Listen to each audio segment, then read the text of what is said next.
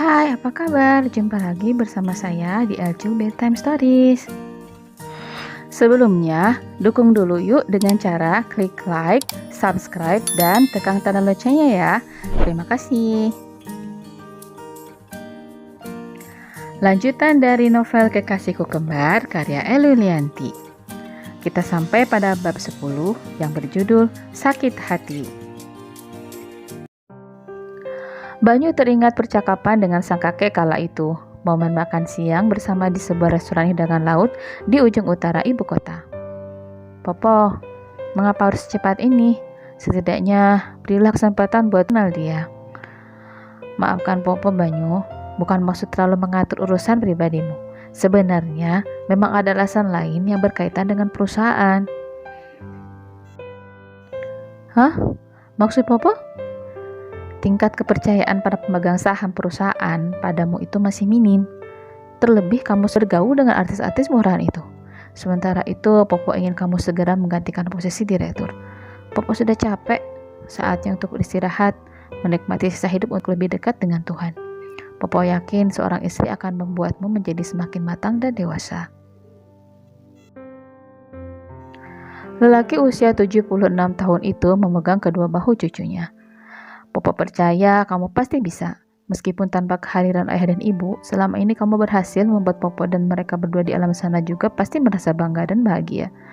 Terima kasih ya sudah menjadi cucu Popo yang hebat.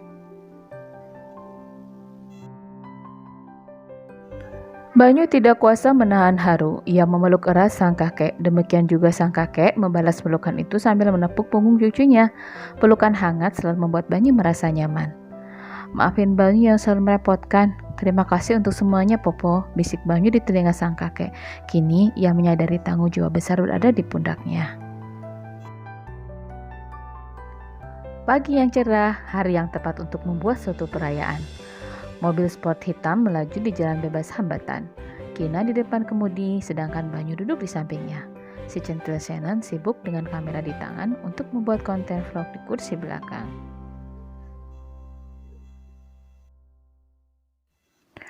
Mereka hendak menuju ke resort untuk membicarakan rencana renovasi dan merayakan berakhirnya masa jomblo Banyu.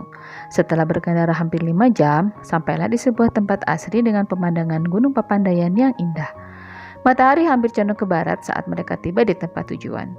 Saat Kinan memarkirkan mobil, Banyu dan Shannon masuk terlebih dahulu ke lobi. Setelah memarkir mobil, Kinan segera menyusul Banyu dan Shannon. Tiba-tiba di dekat tangga lobi, seorang perempuan terjatuh. Refleks Kinan berlari untuk membantunya. Kamu tidak apa-apa? Kinan melihat perempuan itu menyekap pipinya yang basah dengan kasar. Gadis itu hanya menggeleng, kemudian segera berlalu setengah berlari menuju tempat parkir.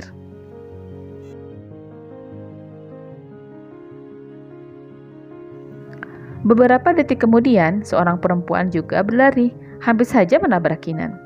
Hei, mau kemana? Kita jadi meeting kan?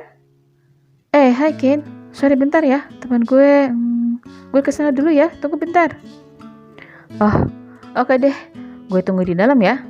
Siap, ujar si gadis sambil berlari mengejar Naura. Lu kenapa, Nah? Kayak habis lihat setan. Terry menarik tangan Naura yang hendak membuka pintu mobil. Sorry, kepala gue sakit. Hah? Terry meletakkan telapak tangan ke kening Naura. Tapi lu gak panas. Hati gue yang panas, balas Naura dalam hati. Jemari lentik itu menekan keningnya beberapa kali. Lu aja yang maju ya, Rih. Please, gue mau istirahat di sini. Naura mengempaskan tubuhnya di kursi mobil. Terry terdiam sejenak. Ia tidak tega melihat wajah Naura yang memelas. Oke lah, tapi jangan lupa, bulan ini gue dikasih bonus ya. Gadis berambut cepak itu mengerjapkan matanya berulang-ulang sambil memajukan bibirnya. Dasar, ini namanya pemerasan tahu. Naura mendelik menahan tawa. Udah sana, ujarnya lagi sembari mengebaskan tangan. Bilang iya dulu. Naura mengulurkan tangan untuk mencubit pipi sahabatnya. Terry segera berlari sambil tertawa dan melambaikan tangan pada Naura. Akhirnya, Terry kembali ke lobi untuk menemui kliennya. Meninggalkan Naura yang duduk bersandar di jok mobil sambil memejamkan mata.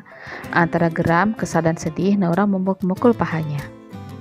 Bayangan lelaki calon suaminya tadi membuat ia tidak tahan lagi. Butiran air itu mengalir perlahan, bahunya pun terguncang, terbersit keinginan untuk melabrak Banyu saat itu juga. Namun, Naura merasa hal itu akan sia-sia saja. Jika memang lelaki itu berkelakuan sampah, maka cukup membuangnya, tanpa perlu menguras energi apalagi mengorbankan hatinya. Ia merasa tidak pernah beruntung ketika berhubungan dengan makhluk yang bernama pria. Kata hatinya menghibur diri bahwa itu bukan kesalahannya. Namun ketika teringat kedua orang tuanya, sudah hatinya teriris, karena nyatanya ia belum bisa membahagiakan mereka. Teriakan bocah kecil yang berkejaran di tepi pantai menyadarkan Naura dari lamunan. Semua ini bagaikan mimpi buruk yang membuat dirinya tak habis mengerti. Betapa ia menyesali diri yang telah tertipu oleh penampilan, juga angan-angan yang diembuskan terutama oleh mamanya sendiri. Bodoh, kenapa aku bisa sebodoh ini? Rutuknya berulang kali. Ia berlari di pinggir pantai hingga kakinya letih.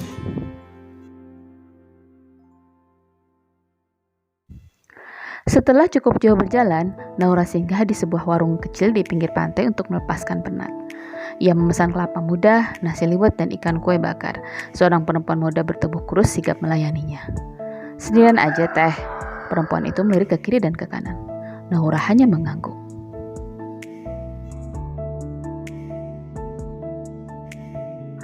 Matanya tak lepas dari sosok anak laki-laki berusia 7 tahun yang sedang bermain mobil-mobilan di pasir. Baim, Kak dia, teriak perempuan pemilik warung. Anak berkulit coklat itu segera berlari menghampiri ibunya. Sholat duhur heula, geus beurang, sang ibu menggamit tangan anaknya. Tunggu sebentar ya teh, ucapnya lagi pada Naura. Sekali lagi Naura hanya mengangguk dan tersenyum. Tidak ada orang lain di warung itu. Saat hari biasa, biasanya tidak banyak pengunjung bertamasya di pantai.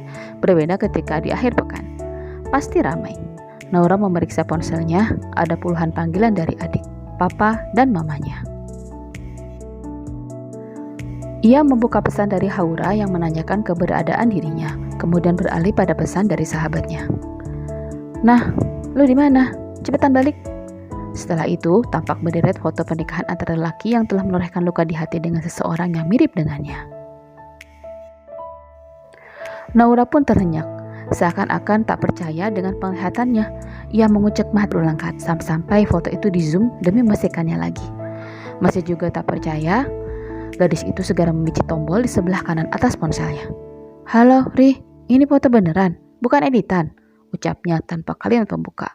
Hei nah, lu kemana aja sih? Dari balik bertanya. Jangan bilang kalau adik gue yang gantiin gue nikah sama bajingan itu, tanya Naura lagi dengan suara bergetar. Ntar gue jelasin, pokoknya lu balik dulu deh. Kasihan orang tua lu, Haura juga, pada bingung semua. Lu baik-baik aja kan? Ntar habis makan gue balik, tapi gue langsung ke rumah lu ya. Ya dah, gue tunggu, hati-hati di jalan ya.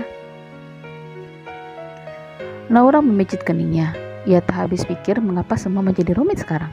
Setelah berpikir berulang kali, ia memberanikan diri untuk menelepon Haura. Namun, tidak terdengar ada sambungan. Rupanya, ponsel Haura tidak aktif. Naura menjadi semakin gelisah. Untuk menelepon papa dan mama, ia belum punya cukup nyali untuk melakukannya. Silakan teh, ucap pemilik warung dengan ramah. Setelah beberapa menit, semua pesanan Naura telah tersaji di hadapan. Terima kasih Bu. Dengan beralas tikar, Naura menikmati hidangan dengan nikmat. Baru kali ini ia merasakan cita rasa asli dan sederhana, tetapi istimewa di lidah. Bahkan di restoran terkenal sekalipun belum pernah ia temukan. Setelah cukup kenyang, 1 jam kemudian ia bersiap-siap untuk berangkat. Terima kasih, makanannya enak sekali Bu, ucap Naura saat mengeluarkan sejumlah uang. Sama-sama, teteh dari mana? Tanya ibu penjaga warung sambil mencari uang kembalian di dompetnya. Dari Jakarta Bu, Naura tersenyum ramah. Wah, jauh ya, dulu bapaknya Baim juga kerja jadi kurir bangunan di kota. Oh ya? Naura duduk kembali sejenak menyimak cerita perempuan di depannya. Sekarang sudah enggak, kakinya lumpuh akibat kecelakaan kerja, tergencet beton pembatas yang jatuh tiba-tiba sewaktu mau dipasang. Astagfirullah, ibu berjualan di sini udah lama. Ya, sejak bapaknya nggak bisa kerja, uang asuransi kecelakaan dipakai buat modal. Alhamdulillah, Allah masih kasih umur buat suami saya. Naura tertegun. Ia sama sekali tidak menyangka di balik sikap ramah si ibu ternyata menyimpan beban tidak ringan. Bagaimana ibu bisa sabar dan tabah menghadapinya? Tanya Naura penasaran. Ya mau gimana lagi teh? Ini sudah jadi takdir saya. Kita mah bisa apa? Tinggal menjalani saja apa yang sudah digariskan oleh Tuhan. Kalau dibilang capek, ya pasti capek. Mungkin ini sudah jadi rezeki dan jalan ibadah saya. Ya sudah, dinikmati dan dijalani saja. Siang itu Naura kembali pulang dengan membawa satu pelajaran. Bahwasanya untuk sebagian orang, hidup itu syarat perjuangan juga pengorbanan. Menerima dan menjalani apa yang sudah digariskan Tuhan pada hambanya dengan ikhlas. Namun, terkadang manusia lupa untuk senantiasa mensyukuri segala karunia-Nya. Semua itu membuat Naura teringat pada kedua orang tua, juga adiknya. Betapa ia sudah berlaku tidak adil pada mereka. Tanpa terasa, mengalir sudah butiran bening dari matanya. Nah, kapan lo mau balik ke rumah? Ujar Terry sambil mencomot pisang goreng di meja. Suara burung murai dalam sangkar di beranda rumah terdengar yang menyambut hadirnya Mentari. Sorry, lo udah gue bikin repot, Terry. Maksud gue bukan itu, Markona. Terry hampir saja mencitak dahi Naura. Gue bingung nanti mesti ngomong apa. Masa gue beberin semua kebusukan si Banyu? Tapi kalau enggak, gue pasti tambah salah juga. Gue gak rela adik gue punya suami brengsek kayak dia. Naura duduk sambil memeluk kedua lututnya. Jadi dilema, Terry bergumam. Gue masih gak nyangka aja kok mama papa bisa seperti itu. Lagian kenapa juga aku udah mau? Si Ardi mau dikemanain? Lu tuh ya, adik lu itu dalam posisi terpaksa gara-gara sikap lu yang gak kanak-kanakan. Mestinya ini gak bakalan kejadian seadanya lu berani ngomong. Udah Ri, tapi mama kekeh kalau pernikahan itu kudu dilaksanakan, tukas Naura.